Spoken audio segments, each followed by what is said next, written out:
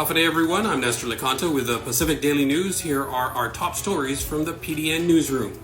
Education officials on Tuesday told senators that 18 public schools are safe and ready to open, even though they have yet to be inspected by the Department of Public Health and Social Services as required by law. 18 of the Guam Department of Education's 41 schools and more than 12,000 public school students could be affected and forced to go online or into double sessions when school starts on August 8. Senators went into an emergency session on Tuesday to take up Senator Dwayne Nicholas's bill seeking to allow uninspected campuses to open for a fresh academic year without undergoing health and sanitation inspections first. Christopher Anderson, GDOE Student Support Services Administrator, told senators during a committee of the whole on Tuesday that every school principal has signed a declaration that their schools are safe and ready to open. In other news, United Airlines has confirmed it will end service between Guam and Fukuoka, Japan on October 26 as the sluggish rebound of Japanese tourist arrivals continues. We regularly evaluate our Guam schedule and make adjustments based on demand and the broader needs of our network. That's according to a statement from United Airlines Corporate Communications Office. During the relaunch of the Fukuoka flight in 2022, United's Managing Director of Airport Operations for Asia Pacific, Sam Shinohara, said it's been their goal to return to pre-pandemic levels, and we will continue to add capacity between Guam and Japan as demand recovers, Shinohara said. The cancellation comes as Guam's visitor arrivals from the once dominant Japanese market lag well behind pre-COVID pandemic numbers. And finally, the Chamorro Land Trust Commission has given the local attorney for India-based tech giant Tata Communications until July 31 to respond to a request for information about 4 undersea cables CLTC is investigating that traverse submerged public land into Santos Park in Pidi.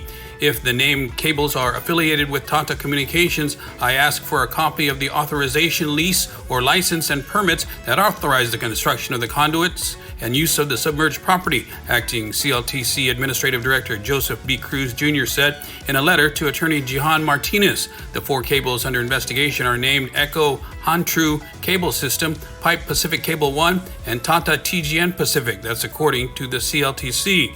Cruz is also waiting on a response to a July 19 email he wrote to Google attorney Yan Tang seeking a copy of the authorization and permits regarding the use of submerged property in Pidi, also a copy of any agreement Google may have with any telecommunication company on Guam for the use of the submerged property in Pidi.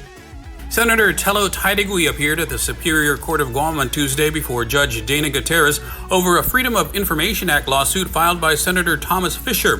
Taitague was there to answer to a writ of mandamus, a tool used by the court to compel a government official to perform their duties. Fisher, an attorney, is represented by attorney Rachel Taimanyao Azuzu in his FOIA suit against Taitague, who said she would represent herself if she's unable to find legal representation.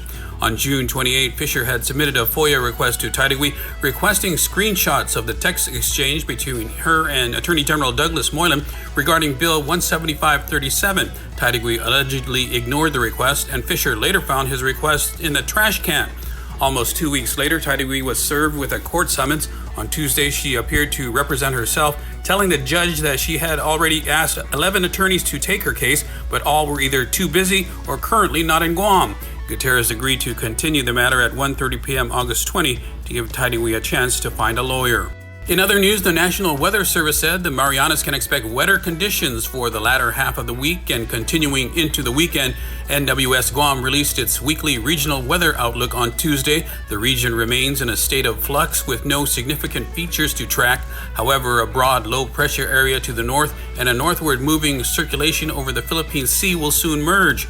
Computer models show the new low-pressure area sitting north of the Marianas, perhaps for the next couple of weeks. The NWS said that this means the broad region of low pressure would be the focus of potential tropical cyclone formations north of the Marianas and would induce a southwesterly wind flow over the Marianas, perhaps as early as Wednesday or Thursday. Such southwest monsoon flows often bring increasing showers and thunderstorms sometimes.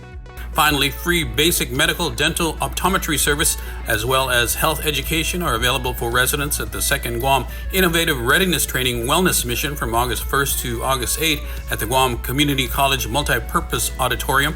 dental, and optometry services will begin on August 2nd.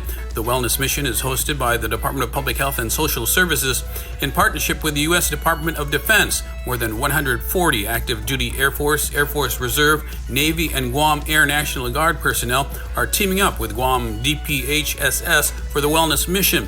The Wellness Mission serves a dual purpose, offering essential training to military personnel while extending crucial medical services to the communities they travel to. For more of these stories, go to GuamPDN.com and follow us on social media.